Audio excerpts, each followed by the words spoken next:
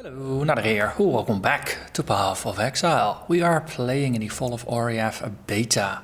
We've arrived in Act 8. Last episode we talked with everybody, so this means this episode we're actually gonna go out and murder Doedre Darktongue. Or at least look for her in the toxic conduits.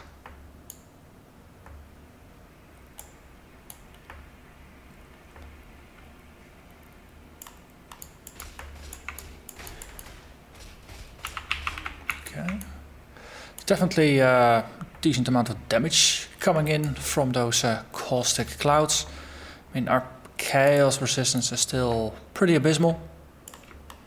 Haven't really got myself an upgrade to the gear. But this is once again one of those places where if you have decent chaos resistance, then the caustic clouds are not gonna hit you for as much damage as they are doing right now.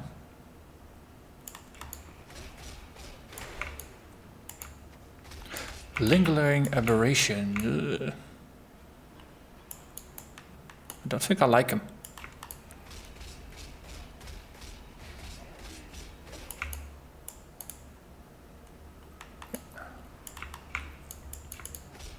Towering aberration. What? You're pretty big. Okay, there's no caustic clouds here that I can see. Just regular sutured aberrations. Okay. Okay, and suddenly they do pop up. Okay, because I thought it was the zombies leaving the caustic clouds behind, but yeah, actually they do. Their tooltip doesn't say, or their description doesn't say.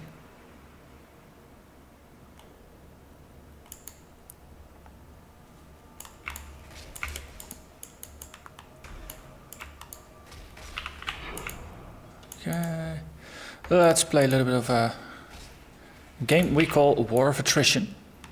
Just step back whenever we murder something.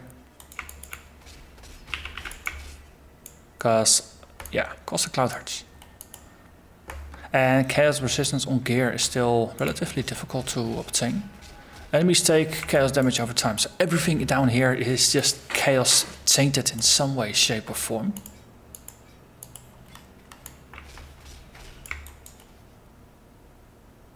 Except for these things.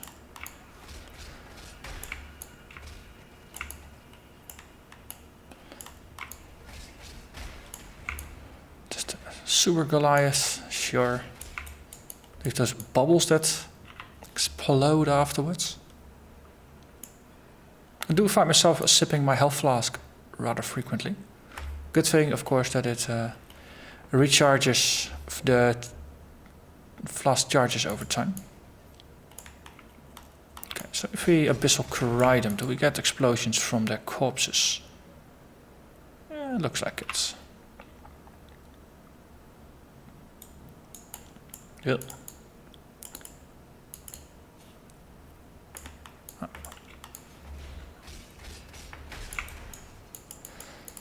Another way to go through might simply be to just do a hit and run. The thing, of course, is that you do leave clouds behind, so all you can do is move forwards rather than backwards, cutting yourself off from any possible retreats. It's definitely helpful for moving faster forwards, as you can see I'm attempting to do a little bit now, but of course the strategy is a little less recommendable for hardcore. Because of course, if you don't have a way to get out of trouble, then you might actually end up dying in trouble.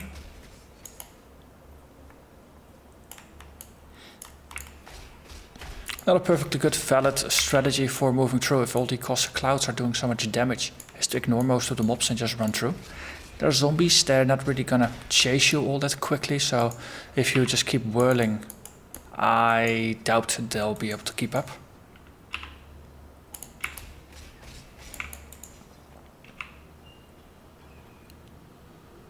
Okay.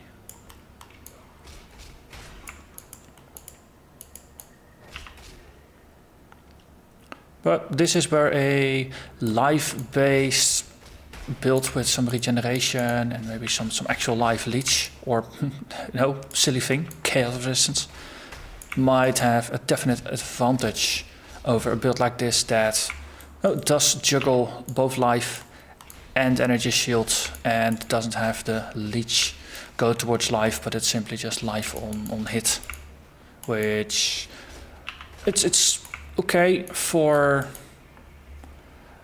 just keeping life topped up for little scratches.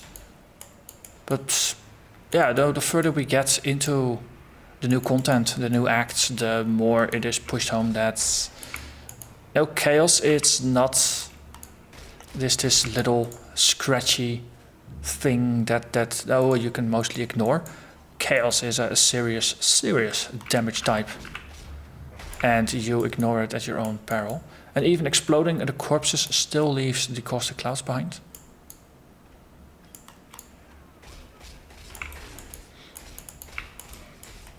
So I'm wondering if there's ever gonna be a change to the frequency of chaos resistance on gear and the strength of chaos resistance on gear. Because historically it's always been about a tier or so below the other resist, maybe even 2 tiers. Yeah, that's where we came from.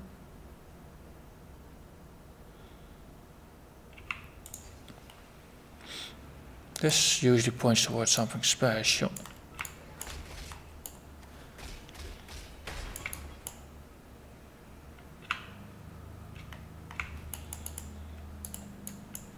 And most of the time you don't really start finding chaos resistance until, well, roughly nowish. But at this point, if you get like 18 chaos resistance on a single roll, that's a pretty good one. And most of the time it's on an armor piece that's otherwise just pretty rubbish. Hey, looks like we cleared most of the areas. To the bottom there is one. Oh, you thought you could sneak up on me, but you're highlighted in purple. Purple always betrays you. It's not really a camouflage color.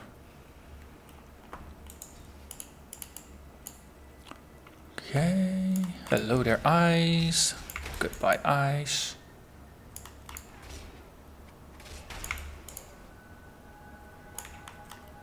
Okay, immortal zombies, sure, why not? And we got a dead end.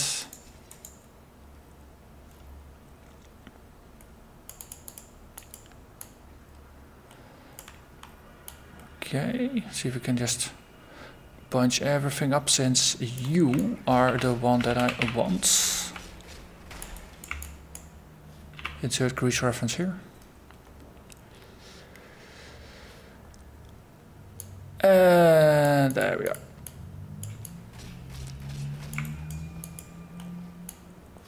So mobility becomes important. If you can't afford to get hit, then you simply just don't need to be where the damage is. I mean, the caustic clouds, in effect, though, they are avoidable. If you're aware of them, then you can deal with them. And in this case, I killed the minions first, so everything exploded. Probably yet another thing where focusing on the larger dudes is probably gonna help you just minimize the amount of clouds, so you have more time to, actually. So you're not there thinking a boss in the middle of a bunch of caustic clouds. Okay, and I think we ended up doing mostly a full clear. Doedre is cesspits. Let's do a quick pocket emptying here. And this, given the sheer amount of chaos damage that has been flying about, it's going to do the wise thing and leave a portal behind. If things go wrong, at least we have a backup. So let's see, Doedre cesspool.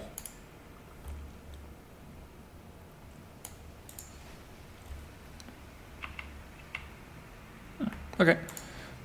I thought the name implied boss fight, but might actually be an approach towards the boss fight. Okay, we got some more caustics, of course.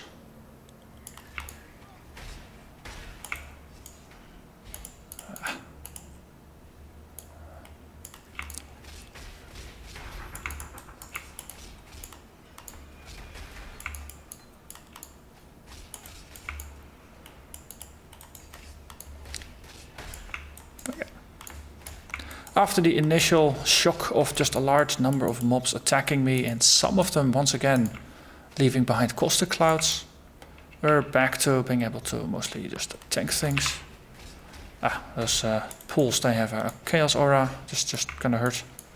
Not really anything you can do about that. But I can see at least. Keeping my fortify up is probably gonna help a little bit more.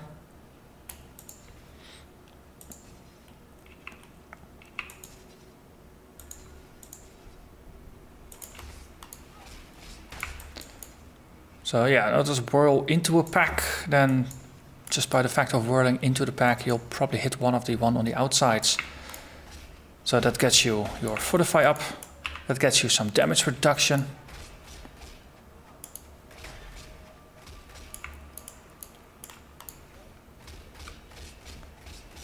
Okay, these are tough buggers. At least healthy buggers, that's maybe a better way to put it.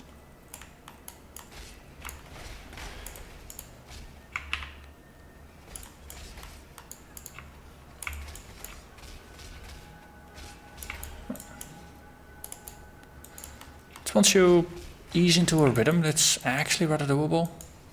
And it might be a pattern that is more useful to repeat in general, just to be mobile, to attack and then just move before things can counter. And now the counter can be projectile attacks, it can be caustic clouds, it can be whatever. But of course, most of the time my playstyle, it tends to gravitate towards face tanking things, whether that's the best strategy or not. Of course, the Shadow, it is not a face tanking character. It's you can try to make it as sturdy as you want, but in the end it's still a hit and run character. And it probably deserves to be played that way rather than as a face tanker.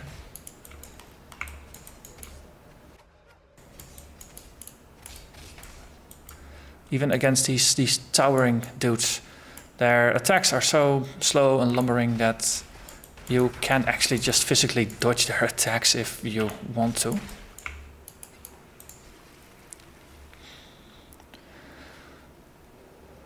A loose grate.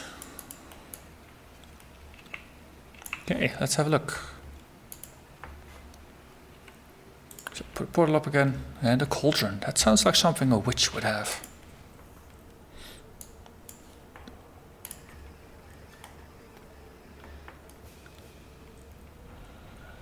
So you turn into a flying squirrel.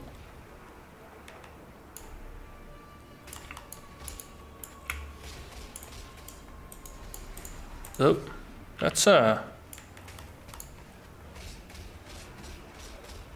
some nasty looking explosive things. Not even idea what it is, just some blood boils or something.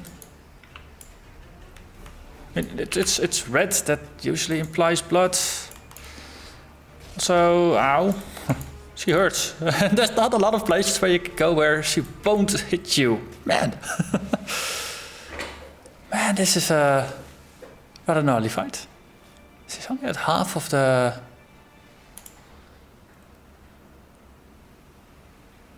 Okay, let's try this again. So here I am, just talking about hit and run tactics, things like that, and then once again you're pushed into a fight with a very, very small area and where you can't really... Oh, come on. There was an active valve.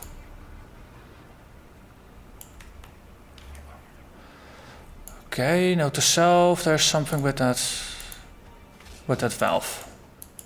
And okay, we can actually trigger it.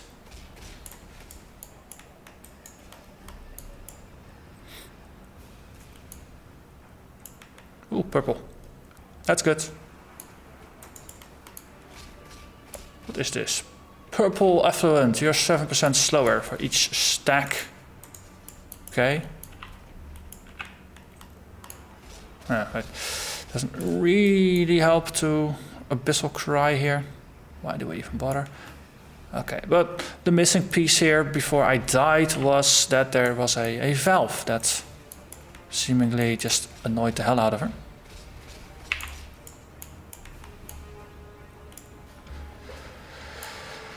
Okay.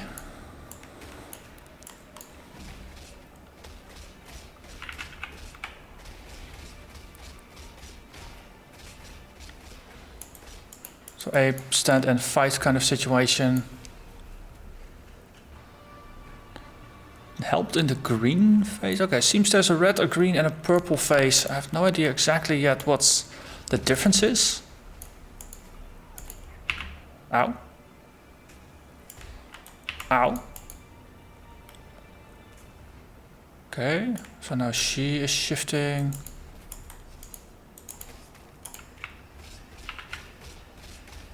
Just trying to build some stacks of damage here. And as long as there's not too many obstacles and things, that's doable. There we are. Okay. Well, that's definitely a tough fight.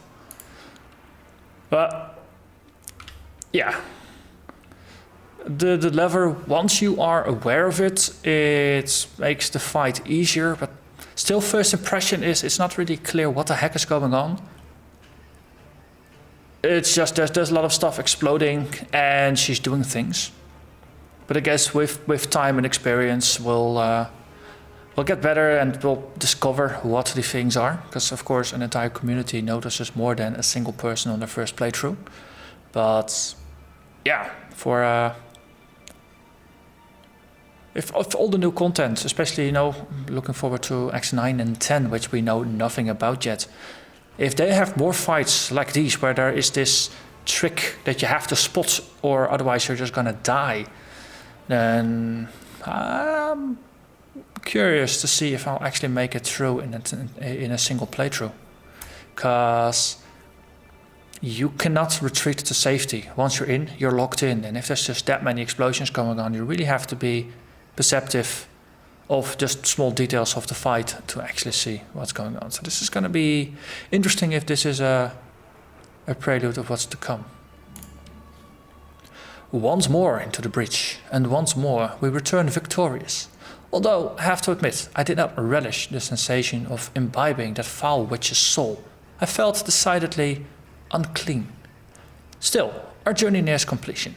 To the north lies Highgate, and the cessation of our efforts to extract the dark ember from my dearly departed beast. And none too soon. Every hour Kitava's strength grows, and the longer he and the other gods dwell in this land, the less is humanity's chance of survival. So, doom and gloom. And I think we came from there, so then the sewer outlet is where we're gonna go next. And there we get a waypoint. Okay. So let's head back to town and have a chat with Mara Moa. These owl eyes of mine have been watching the sun goddess from afar. The sun orb lies within her temple, guarded by her most ardent devotee, an exile who, in his insanity, has taken to calling himself the Dawn. That orb is the seed that must be stolen from this new son of hers and planted at the feet of his ancient mother. I've been keeping a close eye on that exile-turned-sycophant who calls himself the Dusk. Dusk carried the moon orb into the Lunaris and has not returned with it, not as far as I have seen. No doubt he clings to that orb like it's his adopted mother's own nurturing breast. If you were to wean him from the teat and place that orb at the bereft mother's feet, we may yet see the moon itself fall. Okay. So, next up seems to be Solaris and Lunaris Temple. But first, more lore. You'd suppose someone as crafty as Doedre would have kept her ugly head under wraps as soon as she saw you coming. I guess death robs us of many things, including our common sense. In any case, thank you. The sewers can run clear now that there's no fetid witch clogging up the pipes. Here, Have a little something to commemorate your fine clean-up job. Yay, we get ourselves a ring. So that's one. This one gives us lightning resistance. I think we're low on cold, so this one actually gives us a decent amount, so I think this is the best one to replace for now. So that's gonna be cold and lightning. Tell me something. Any chance you might be willing to join forces and turn a healthy profit with old Argon? You ever heard of the wings of Visteri? Not just another damned artifact. This one was the highest symbol of the office of the Meraketh, held by the Sechima of Sechimas. History books will say the wings were last worn by Sechima Asenath, the Golden Sechima, the one who went and got herself murdered by Hector Tatusius. The only problem is that Tatusius himself is up and guarding his pretties once more. Still, if you can recover those wings of Visteri, then I'm confident I can sell them back to the Meraketh for a fair sum. They're a cultural icon after all, dripping with sentimental value. What do you say? Okay, so once again we go hunting for treasure. But Hector Tatusius, wasn't he dead? So let's listen to a little bit more lore. If you're gonna be in the antiquities business, it pays to take note of whatever history you can. High Gardens and the great Emperor Azaro, for instance. Have you heard of the Lord's Labyrinth? The High Gardens were designed by Azaro as a test run for his great work. He turned his personal garden into a maze and filled it with all sorts of traps and nasty beasties. Convicted criminals were then given a choice, death or the garden. If they got through, an imperial pardon was theirs. Weren't no pardons on record as far as I can see. That's what happens when people have too much time and gold on their hands. And yet he tries to get more gold on his hands at every opportunity. What little humanity General Tatusius was born with, he traded in for strength. Went as far as to have Malachi replace his joints with virtue gems. Mad bastard. Afterwards, Emperor Chittus charged Tatusius with subduing the Meraketh. A job he took a little too much pleasure in, if you ask me. Okay, in the Wings of Visteri I think we listened to already, right? Tell me something. Any chance you might be willing to... So let's have a look over here. There, Tolman. Don't you worry. I love you. I'll think of something. Exile, you've helped me before. You can help me again, can't you? My hope waits for me to the east, tucked away in the shrine of the quay, or the key, the Ankh of Eternity. Feruso, Prima Imperialis, placed it there himself at the dawn of the Empire. If the legends are correct, the Ankh has powers over life and death, when paired with the correct Asmerian ritual. I've learned the ritual. All I need is the Ankh of Eternity, and I know I can bring Tolman back. Properly this time. Will you retrieve the artifact for us? I've tried, but the creatures around the shrine, it's simply too dangerous. Yes, Tolman, I'm getting to that.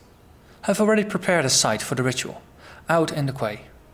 Please, meet us there with the Ankh, so that I may yet breathe life into my dearest love. Okay. That's gonna be for reviving Tolman. So Lunaris is over there, Solaris is over there, Wings of Visteri are over there, and Love is Dead is over there. And also interestingly, the moment you set foot in Act 8, we do gain access to the Eternal Laboratory, and Zana will be waiting for you there. So, well, basically when you feel up for running maps, starting from Act 8 you can. It's basically similar as with Merciless Act 3 before. But I'm only level 60, this is going to be 68, so that's a little too far out of my league. But I can imagine if you're power leveling a little bit and a little bit over leveled, that you might actually want to start running your maps earlier if Acts 9 and 10 prove to be really difficult. But with that said, I think we have done enough again for a single episode. We fought off a Doedre, discovered it was a tricky fight. I'm very happy we did it on standard first. And once again, we discovered more lore. So next episode, we're gonna set forth once again to deal with the next set of quests. But that's gonna be next time. For now, thank you very much for watching. And I hope to see you again next episode. Bye bye.